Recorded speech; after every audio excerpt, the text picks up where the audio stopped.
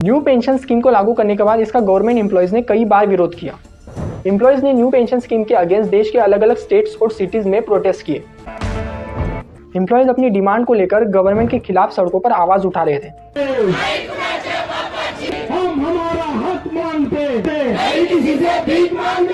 इस प्रोटेस्ट में हजारों एम्प्लॉयज ने पार्टिसिपेट किया और गवर्नमेंट से ओल्ड पेंशन स्कीम को बहाल करने की मांग की। सभी प्रोटेस्ट का एक ही मोटिव था कि गवर्नमेंट को दिखाना था कि न्यू पेंशन स्कीम एम्प्लॉयज के फ्यूचर के लिए किसी भी हद तक सही नहीं है और सभी गवर्नमेंट एम्प्लॉयज को ओल्ड पेंशन स्कीम जैसी सुरक्षित पेंशन की आवश्यकता है। 24 अगस्त के दिन कैबिनेट में एक मीटिंग बिठाई गई जिसमें यूनियन मिनिस्टर अश्विनी वैष्णव ने एक महत्वपूर्ण विषय पर चर्चा की, जो कि था यूनिफाइड पेंशन स्कीम यानी कि यूपीएस। अब आप लोग सोच रहे होंगे कि ये यूनिफाइड पेंशन स्कीम क्या है, क्योंकि हमने तो ओल्ड पेंशन स्कीम सुना है, न्यू पेंशन स्कीम सुना है, लेकिन ये यूनिफाइड पेंशन स्कीम क्या है। अब इस वीडियो में हम जानेंगे कि आखिर यूनिफाइड पेंशन स्कीम होती क्या है और गवर्नमेंट को इसे क्यों लाना पड़ा। क्या वाकई में unified pension scheme new pension scheme से बेटर है? क्या वाकई में यूनिफाइड पेंशन स्कीम में ओल्ड पेंशन स्कीम जितनी बेनिफिट अवेलेबल है? और यदि हाँ, तो वो क्या कारण है कि गवर्नमेंट ने ओल्ड पेंशन स्कीम के बजाय यूनिफाइड पेंशन स्कीम को ही बेटर ऑप्शन समझा। सबसे पहले हम जानते हैं कि आखिर ओल्ड पेंशन स्कीम थी क्या और इसमें गवर्नमेंट एम्प्लॉयज के लिए क्या क्या बेनिफिट्स अवेलेबल थे, और जानेंगे कि आखिर वो क्या कारण थे कि गवर्नमेंट को इस स्कीम को बंद करना पड़ा। तो इस ओल्ड पेंशन स्कीम में गवर्नमेंट एम्प्लॉयज को रिटायरमेंट के बाद लाइफ लॉन्ग पेंशन दी जाती थी, जो कि उनकी लास्ट ड्रॉन सैलरी के 50% के इक्वल होती थी। हम जानते हैं कि हर साल महंगाई बढ़ती है और इसी बढ़ती महंगाई के प्रभाव को कम करने के लिए गवर्नमेंट इन एम्प्लॉयज को डेयरनेस रिलीफ यानी कि महंगाई भत्ते का भी एक बेनिफिट देती थी। इस ओल्ड पेंशन स्कीम में गवर्नमेंट एम्प्लॉयज के लिए सबसे बेनिफिशियल पॉइंट था और वो था फिक्स पे आउट का। एम्प्लॉयज को एक फिक्स पे आउट दिया जाता था और इसी फिक्स अमाउंट के साथ गवर्नमेंट इन एम्प्लॉयज को डेयरनेस रिलीफ यानी महंगाई भत्ता भी प्रोवाइड करती थी। अब इतने सारे बेनिफिट तो थे, लेकिन एक और बेनिफिट था जो इन गवर्नमेंट एम्प्लॉयज के लिए बहुत ही इंपॉर्टेंट था और सरकार आज तक अपनी किसी भी पेंशन स्कीम में इस बेनिफिट को वापस नहीं ला सकी। दरअसल इस ओल्ड पेंशन स्कीम में गवर्नमेंट इन एम्प्लॉयज के सैलरी में कोई भी डिडक्शन नहीं करती थी और ये बहुत ही इंपॉर्टेंट और बेनिफिशियल पॉइंट था गवर्नमेंट एम्प्लॉयज के लिए। अब जानते हैं कि आखिर वो क्या कारण थे कि गवर्नमेंट को इस स्कीम को बंद करना पड़ा। सबसे मेन रीजन था इस स्कीम को बंद करने का, और वो था कि गवर्नमेंट के पास ऐसा कोई स्पेशल रिसोर्स था ही नहीं जिसमें लगातार फंड बढ़ता रहे और गवर्नमेंट इस फंड में से इन एम्प्लॉयज की पेंशन को मैनेज कर सके। गवर्नमेंट अपने बजट में पेंशन तो दिखाती थी, लेकिन फ्यूचर में इस पेंशन के अमाउंट को कहाँ से पे किया जाएगा इसके बारे में गवर्नमेंट की कोई क्लियर प्लानिंग थी ही नहीं। यानी कि गवर्नमेंट अपने एम्प्लॉयज को पेंशन तो दे रही थी, लेकिन गवर्नमेंट के पास कोई प्लानिंग ही नहीं थी कि वो फ्यूचर में इस अमाउंट को कहाँ से फिलअप करेगी। सीधी सी बात है, गवर्नमेंट एक ऐसे ट्रैक पर जा रही थी जिसका आगे जाकर डूबना निश्चित ही था। एक तो देश का दिवालिया निकल जाता या गवर्नमेंट को इस स्कीम को बंद करना पड़ता। गवर्नमेंट हर साल अपनी एम्प्लॉयज की सैलरी भी देती थी और उसी के साथ इन पेंशनर्स की पेंशन भी देती थी, जो कि हर साल डियरनेस रिलीफ के साथ और बढ़ती जा रही थी। और यही नहीं, बल्कि बढ़ती मेडिकल फैसिलिटीज़ के कारण इन पेंशनर्स की एज भी बढ़ती जा रही थी, जिस वजह से केंद्र और राज्य की सरकारों पर इन पेंशन्स का भारी बोझ बढ़ता जा रहा था। अब यही वजह थी कि गवर्नमेंट को दिसंबर 2003 में इस स्कीम को बंद करना पड़ा, जिसके बाद जनवरी 2004 में गवर्नमेंट ने न्यू पेंशन स्कीम को लागू किया, जिसका मेन ऑब्जेक्टिव था इन एम्प्लॉयज़ के लिए एक ऐसी रिटायरमेंट स्कीम तैयार की जा सके जो इनको फाइनेंशियल सेफ्टी और स्टेबिलिटी दोनों प्रोवाइड कर सके। ओल्ड पेंशन स्कीम में डेफिनेट बेनिफिट वाले सिस्टम को हटाकर न्यू पेंशन स्कीम में डेफिनेट कंट्रीब्यूशन वाले सिस्टम को अप्लाई किया गया। यानी कि ओल्ड पेंशन स्कीम में एम्प्लॉयज़ को पेंशन के लिए अपनी सैलरी में से कोई भी कंट्रीब्यूशन नहीं करना पड़ता था। शायद यही एक वजह थी जिससे गवर्नमेंट पर इस पेंशन स्कीम का दबाव और बढ़ते जा रहा था, और यही एक वजह थी कि जिससे गवर्नमेंट को इस पेंशन स्कीम को बंद करके न्यू पेंशन स्कीम को लाना पड़ा, जिसमें गवर्नमेंट ने डेफिनेट बेनिफिट वाले सिस्टम को हटाकर डेफिनेट कंट्रीब्यूशन वाले सिस्टम को अप्लाई किया। और अब इस न्यू पेंशन स्कीम में गवर्नमेंट एम्प्लॉयज़ को अपनी पेंशन के लिए कुछ अमाउंट अपनी सैलरी में से भी कंट्रीब्यूट करना होता था। न्यू पेंशन स्कीम जनवरी 2004 के बाद सर्विस में आए सभी एम्प्लॉयज़ के लिए अप्लाई होती थी, जिसमें एम्प्लॉय अपनी सैलरी का 10% कंट्रीब्यूट करता था और वही गवर्नमेंट भी 10% कंट्रीब्यूट करती थी। लेकिन गवर्नमेंट ने अपनी कंट्रीब्यूशन अमाउंट को बाद में 10% से बढ़ाकर 14% तक कर दिया। एम्प्लॉयज़ को कंट्रीब्यूट किए गए अमाउंट को अलग अलग पेंशन फंड मैनेजर्स की हेल्प से अलग अलग सेक्टर में इन्वेस्ट करने का एक अच्छा ऑप्शन भी था, जिससे रिटायरमेंट के समय एम्प्लॉय को एक अच्छी रिटर्न मिलने की पॉसिबिलिटी बढ़ जाती थी। न्यू पेंशन स्कीम एक पोर्टेबल पेंशन स्कीम थी, यानी कि अगर कोई एम्प्लॉय जॉब स्विच करके प्राइवेट या पब्लिक सेक्टर में जॉब करता है तो तब भी उसे इस पेंशन स्कीम का फायदा मिलेगा। न्यू पेंशन स्कीम में गवर्नमेंट एम्प्लॉयज़ को एक स्पेसिफिक अमाउंट पर टैक्स बेनिफिट भी दिया जाता था। न्यू पेंशन स्कीम में रिटायरमेंट के समय आपको एक फिक्स्ड अमाउंट निकालने की परमिशन थी, जबकि बचा हुआ अमाउंट आपके लिए पेंशन एन्युटी में इन्वेस्ट किया जाता था।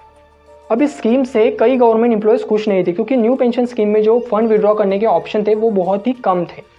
जब तक आप 60 साल के नहीं हो जाते तब तक आप अपने फंड में से 25% ही कुछ स्पेसिफिक कंडीशंस के लिए निकाल सकते हैं, जैसे कि आपके बच्चों की शादी के लिए, हॉस्पिटल के लिए या फिर किसी इमरजेंसी के लिए। रिटायरमेंट के समय आपको अपने टोटल फंड का 40% एन्युटी में इन्वेस्ट करना होता था, जिसका रिटर्न बहुत ही कम मिलता था और गवर्नमेंट इस पर भी टैक्स लगाती थी, जिससे आपकी जो पेंशन की इनकम होती थी वो बहुत ही कम हो जाती थी। न्यू पेंशन स्कीम में आपके निवेश का एक हिस्सा शेयर मार्केट में भी जाता था, मतलब साफ है कि आपकी रिटर्न पूरी तरीके से मार्केट के परफॉर्मेंस पर डिपेंड करती थी। यदि मार्केट में गिरावट हो जाती है तो आपके पेंशन अमाउंट पर भी इसका इफेक्ट पड़ेगा। न्यू पेंशन स्कीम में इंश्योर पेंशन नहीं था, यानी कि मार्केट में इन्वेस्ट करने पर हाई रिटर्न की तो पॉसिबिलिटी थी, लेकिन इंश्योर पेंशन मिलेगा इसकी कोई गारंटी नहीं थी। ये सारी कमियां न्यू पेंशन स्कीम को चुनने से पहले विचार करने योग्य है। हालांकि न्यू पेंशन स्कीम के कई फायदे तो है, लेकिन चुनने से पहले इन कमियों को भी जानना जरूरी है। न्यू पेंशन स्कीम को लागू करने के बाद इसका गवर्नमेंट एम्प्लॉयज़ ने कई बार विरोध किया। एम्प्लॉयज़ ने न्यू पेंशन स्कीम के अगेंस्ट देश के अलग अलग स्टेट्स और सिटीज़ में प्रोटेस्ट किए।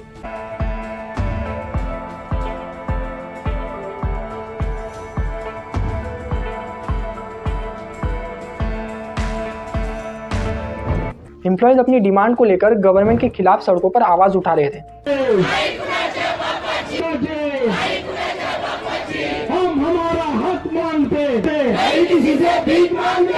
इस प्रोटेस्ट में हजारों एम्प्लॉयज़ ने पार्टिसिपेट किया और गवर्नमेंट से ओल्ड पेंशन स्कीम को बहाल करने की मांग की। खरगोन के महेश्वर में आज पुरानी पेंशन बहाली को लेकर एमपी के 25 विभागों के 30,000 से भी अधिक कर्मचारियों ने सरकार के खिलाफ मोर्चा खोला। पुरानी पेंशन बहाली की मांग को लेकर महेश्वर में national movement for old pension scheme के हक के लिए महाकुंभ का आयोजन किया गया। नाराज कर्मचारियों के संगठनों के प्रदेश और राष्ट्रीय अध्यक्ष ने सरकार को खुली चेतावनी दी और पुरानी पेंशन योजना को लागू करने की मांग की।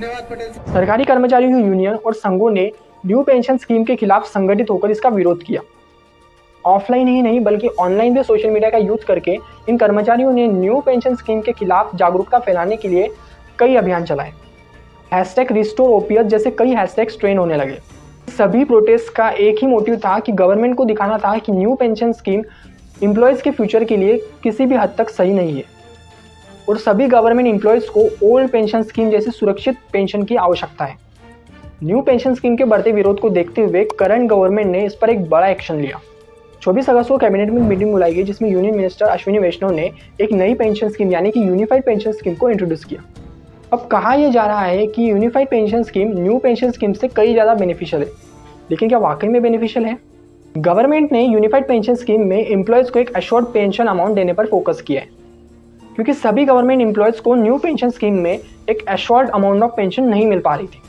गवर्नमेंट ने इसी बात पर फोकस करते हुए अपनी यूनिफाइड पेंशन स्कीम में एम्प्लॉयज़ के लिए 50% अश्योर्ड पेंशन का डिसीजन लिया।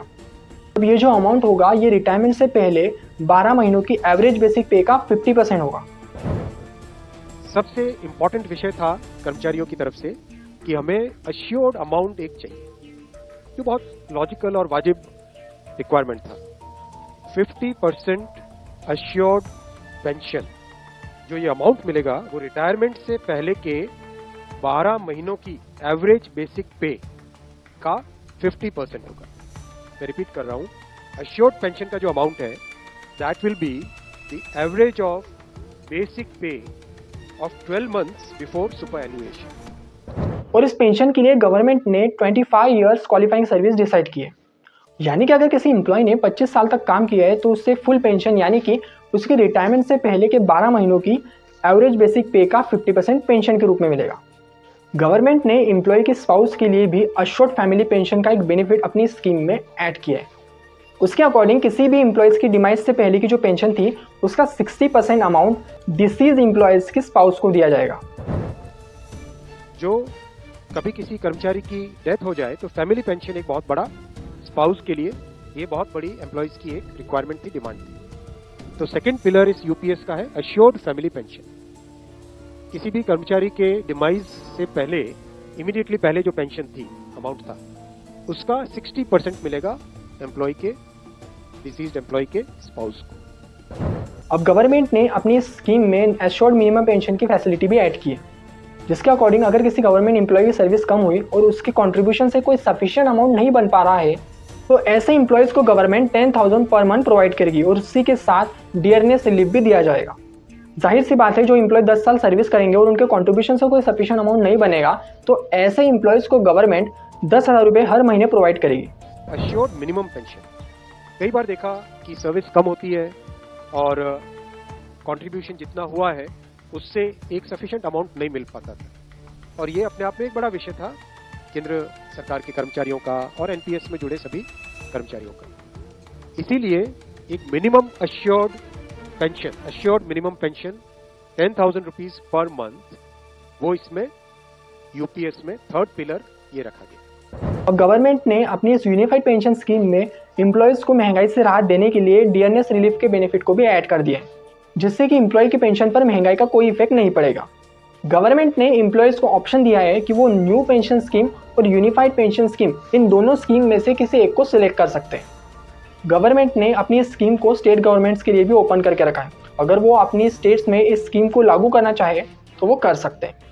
यूनियन मिनिस्टर अश्विनी वैष्णव बताते हैं कि न्यू पेंशन स्कीम में एम्प्लॉयज़ को अपनी सैलरी का 10% कॉन्ट्रीब्यूट करना होता था और गवर्नमेंट 14% कॉन्ट्रीब्यूट करती थी। और वही यूनिफाइड पेंशन स्कीम में एम्प्लॉय को अपनी सैलरी का 10% ही कॉन्ट्रीब्यूट करना होगा, लेकिन गवर्नमेंट उस एम्प्लॉय के सैलरी का 18.5% कॉन्ट्रीब्यूट करेगी। यूनिफाइड पेंशन स्कीम 1 अप्रैल 2025 से लागू होगी और इस स्कीम से केंद्र सरकार के 23 लाख से भी ज़्यादा एम्प्लॉयज़ को बेनिफिट मिलेगा। ये स्कीम केंद्र सरकार के करीब 23 लाख कर्मचारी, करीब 23 लाख एम्प्लॉयज हैं, उनको इसका बेनिफिट मिलेगा।